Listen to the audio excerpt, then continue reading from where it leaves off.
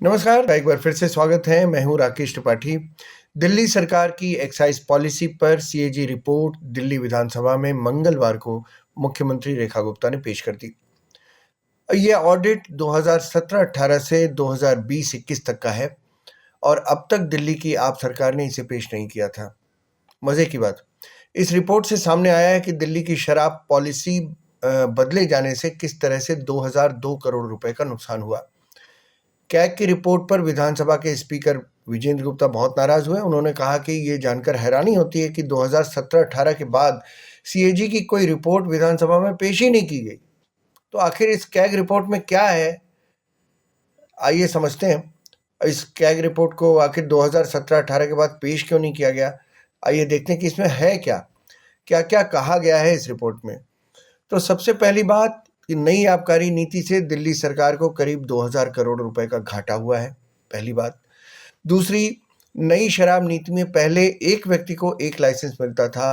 अब नई नीति में उन्होंने क्या कर दिया कि एक शख्स जो है 2 दर्जन से भी ज़्यादा लाइसेंस ले सकता है। यानी कि आपके जो परिचित हों, आपके जानकार हों, आपकी कृपा जिन पर है, उनको बहुत सारे लाइसेंस भी मिल सकते हैं।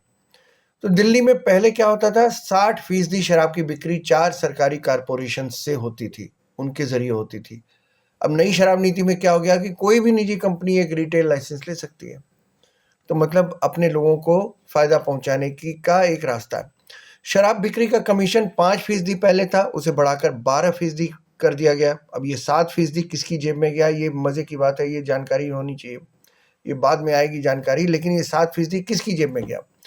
थोक का लाइसेंस शराब वितरक और शराब निर्माता कंपनियों को भी दे दिया गया, जो कि नियमों का उल्लंघन है।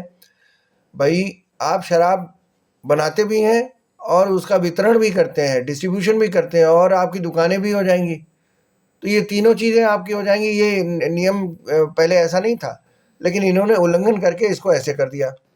इसके अलावा क्या किया कि कोई भी लाइसेंस शराब का दिया जाता है तो जिस आदमी को दिया जाता है, जिस कंपनी को दिया जाता है, उसके खिलाफ उसकी जांच की जाती है कि कोई आर्थिक या आपराधिक कोई मामला तो नहीं है उसके खिलाफ। लेकिन ये सब कुछ किया नहीं गया, जिसका जो भी था सबको मिल गया।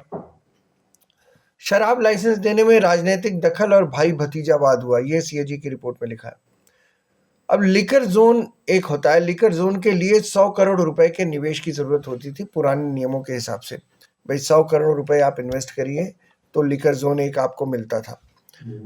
इसमें क्या किया, नई पॉलिसी में इसे खत्म कर दिया गया। वही बात कि अपने कृपा पात्रों को फायदा पहुंचाने की कोशिश। कैबिनेट की मंजूरी लेने के लिए जो नियम होते हैं, कैबिनेट की मंजूरी किस तरह से ली जाए उसके लिए जो नियम होते हैं, उनका सरासर उल्लंघन हुआ।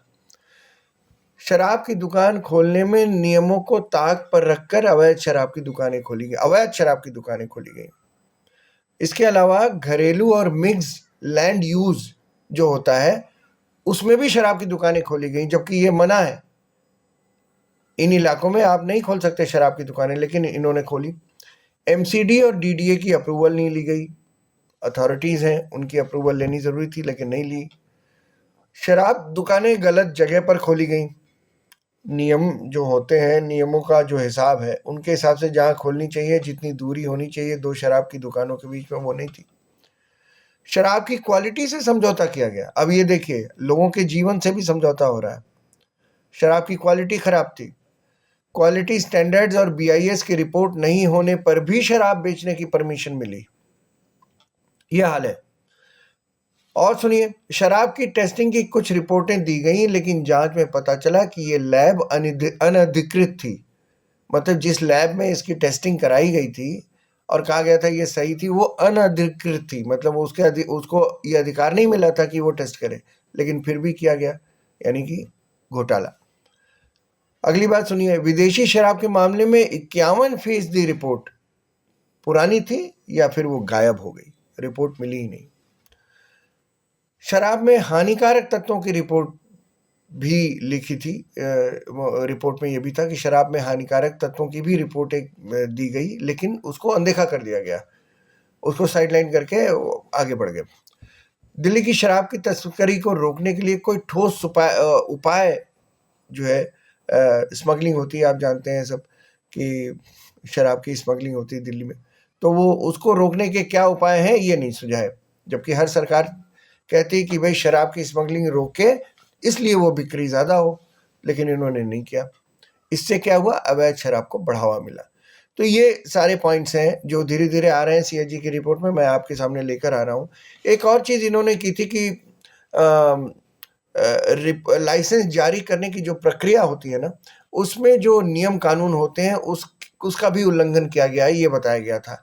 इसमें बताया गया था कि शराब नीति के में बदलाव सुझाने के लिए जो एक विशेषज्ञ समिति गठित की गई थी, उसकी सिफारिशों को भी उस समय डिप्टी चीफ मिनिस्टर जो थे मनीष सिसोदिया, उन्होंने नज़रअंदाज कर दिया। अब आप समझ लीजिए कि मामला क्या था। तो इस तरह कुल मिला के 2000 करोड़ रुपए का घाटा दिल्ली सरकार को लगा इस शराब पॉलिसी की वजह से, और उसमें वो पैसे किसकी जेब में गए, ये आगे देखने वाली बात होगी। अगर इस मामले में जांच होगी तो ये देखा जाएगा। अभी तो ये शराब नीति पर ये कैग रिपोर्ट पेश की गई है, बाकी 13 रिपोर्टें और भी आनी बाकी हैं। मैं वो सारी रिपोर्टें लेकर आपके सामने हाजिर होऊंगा और आपको बताऊंगा कि कैसे धीरे धीरे केजरीवाल की कलई खुलने लगी है। असली रंग अब केजरीवाल का धीरे धीरे सामने आने लगा है। ये फिलहाल पहली रिपोर्ट है जिसे टेबल किया गया है, अभी 13 और हैं और देखने वाली बात होगी कि 13 रिपोर्टों में क्या-क्या है, क्या धमाका होने वाला है उनसे। तो ये चैनल देखते रहिए, सब्सक्राइब कीजिए, शेयर कीजिए और कमेंट ज़रूर कीजिएगा कि हमारा कंटेंट आपको कैसा लगा। फिलहाल इजाज़त दीजिए। नमस्कार।